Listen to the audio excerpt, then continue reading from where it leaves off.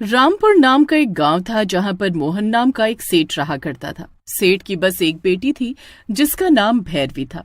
इकलौती बेटी को सेठ किसी महारानी की तरह रखा करता था। उसकी छोटी बड़ी हर ख्वाहिश को पूरा करता था। आज सेठ की बेटी का 18वां जन्मदिन था, इसलिए सेठ बहुत खुश था। मेरी प्यारी भैरवी को जन्मदिन की बहुत बहुत शुभकामना है। ये देखो भैरवी, मैं आज तुम्हारे लिए उपहार में क्या लाया हूँ। पिता के हाथ में उपहार देखकर भैरवी खुश होकर उसे खोलती है। पिताजी, ये तो सोने की पायल है। हाय राम, बड़ी महंगी होगी ये तो। अरे तू मेरी इकलौती बेटी है, तेरे लिए तो मेरी सारी दौलत कुर्बान है। पैसों की चिंता करने की कोई जरूरत नहीं है बेटा, तू तो बस खुशी खुशी अपना जन्मदिन मना। हाँ। सेठ का अपनी बेटी के लिए प्यार देखकर उसके सगे संबंधियों, खासकर छोटे भाई को बड़ी जलन हुआ करती थी। वो बस किसी तरह भैरवी को अपने रास्ते से हटाकर सेठ की सारी दौलत पर राज करना चाहता था। पिताजी देखो ना, मेरे पाँव में ये पायल कैसी लग रही है। बहुत सुंदर लग रही है बेटा, तुम ऐसे ही पायल पहनकर छम छम करती रहा करो, ताकि मुझे पता चलता रहे कि मेरी प्यारी बेटी मेरे आसपास ही है। एक दिन सेठ किसी जरूरी काम से गांव से बाहर जाता है। सेठ के जाने के बाद भैरवी घर में बिल्कुल अकेली रह गई थी। देर रात गए भैरवी के दरवाजे पर दस्तक होती है। अरे भैरवी, गजब हो गया, अभी अभी खबर आई है कि तुम्हारे पिताजी का शहर में एक्सीडेंट हो गया है। चाची, ये आप क्या कह रही हो? ये नहीं हो सकता। अब होनी को कौन टाल सकता है, जो होना था हो गया। इस समय वो तुझे बहुत याद कर रहे हैं, शायद ये उनकी आखिरी इच्छा है। तुम देर मत करो, जल्दी मेरे साथ चलो। चाची की बात सुनकर भैरवी के होश उड़ जाते हैं। कुछ दूर चलने के बाद अब भैरवी एक सुनसान जगह पर पहुंच गई थी। चाची, आप मुझे कहाँ ले जा रही हो? शहर जाने वाली बस का स्टैंड तो दूसरी दिशा में है ना? हाँ ठीक कहा, बस का ठिकाना दूसरी तरफ है, लेकिन मैं तुझे वहां ले जा रही हूँ जहाँ तुम्हारा ठिकाना होगा। फिक्र मत करो, फिर तुम्हें कोई दुख परेशानी छू नहीं पाएगी। ये कैसी बात कर रही हो आप? मेरे पिताजी कहाँ हैं? भैरवी चाची के इरादे भांप गई थी, इसलिए वो वहां से भागने की कोशिश करने लगती है। तभी उसका चाचा आकर उसका मुंह दबाकर उसे सुनसान जगह ले जाता है, जहां दोनों चाचा चाची मिलकर भैरवी को मार डालते हैं। लो, हट गया हमारे रास्ते का कांटा। अब इसके बाप को भी जल्दी ही रास्ते से हटाना होगा, तब जाकर ये दौलत हमें मिलेगी। अरे क्या कर रही हो भाग्यवान, ये सोने की पायल तो निकाल लो उसके पैरों से। अब ये मरने के बाद आखिर इस पायल का करेगी भी क्या? भैरवी को उसके चाचा चाची ने धोखे से मार जरूर दिया था, लेकिन मरने के बाद वो एक खतरनाक चुड़ैल में बदल गई थी।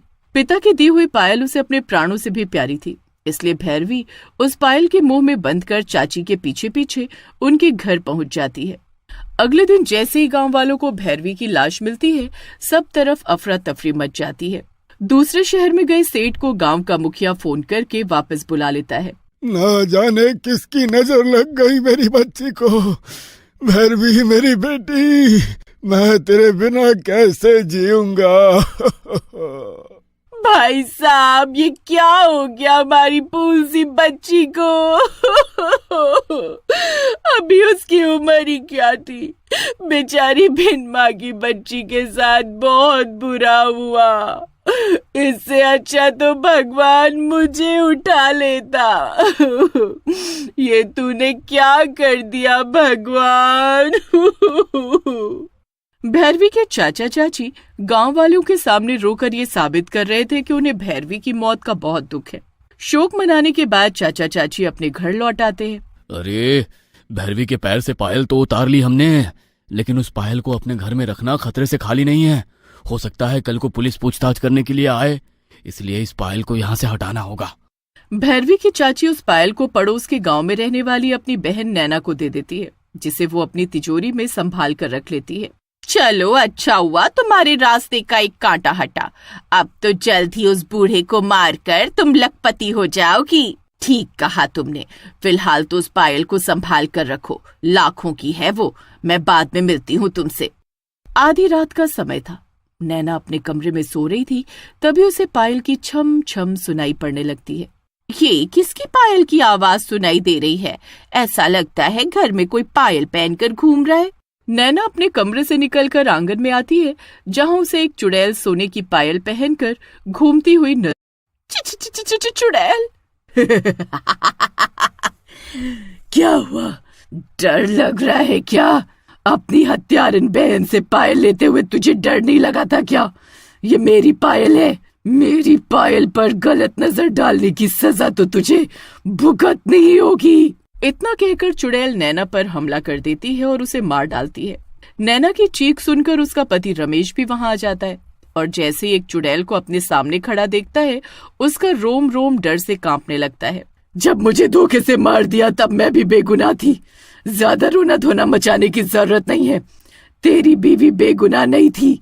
मेरी मौत की साजिश में वो भी शामिल थी।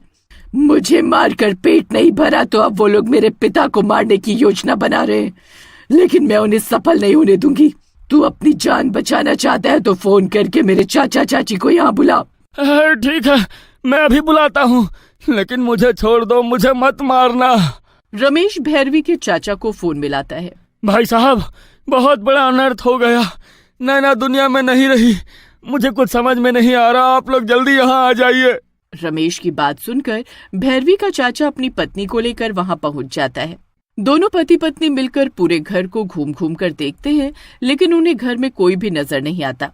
रमेश ने तो फोन पर कहा था कि नैना की मौत हो गई है, लेकिन उनके घर का माहौल देखकर तो ऐसा लग रहा है कि जैसे यहाँ पर कोई है ही नहीं। ठीक कह रहे हैं आप, यहाँ तो कोई दिखाई नहीं दे रहा। लगता है रमेश और नैना ने हमारे साथ कोई मजाक किया है। चलिए यहाँ से वापस चलते हैं।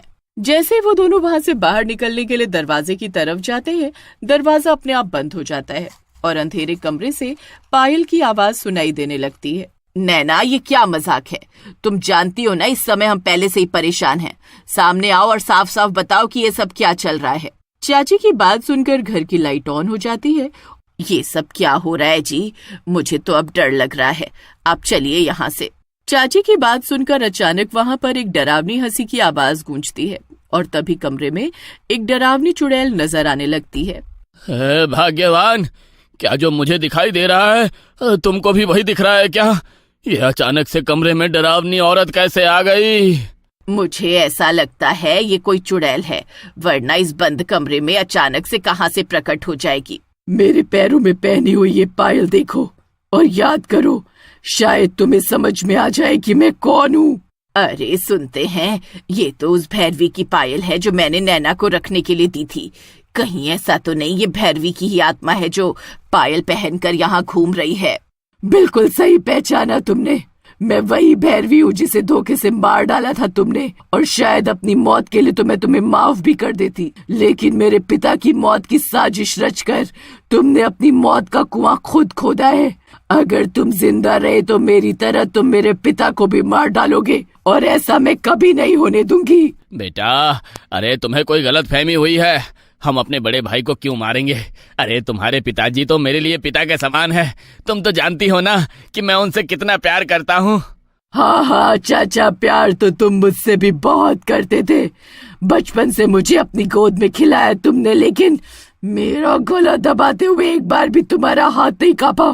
दौलत ने तुम्हें इतना अंधा कर दिया कि तुमने मुझे मारने से पहले एक पल के लिए भी नहीं सोचा।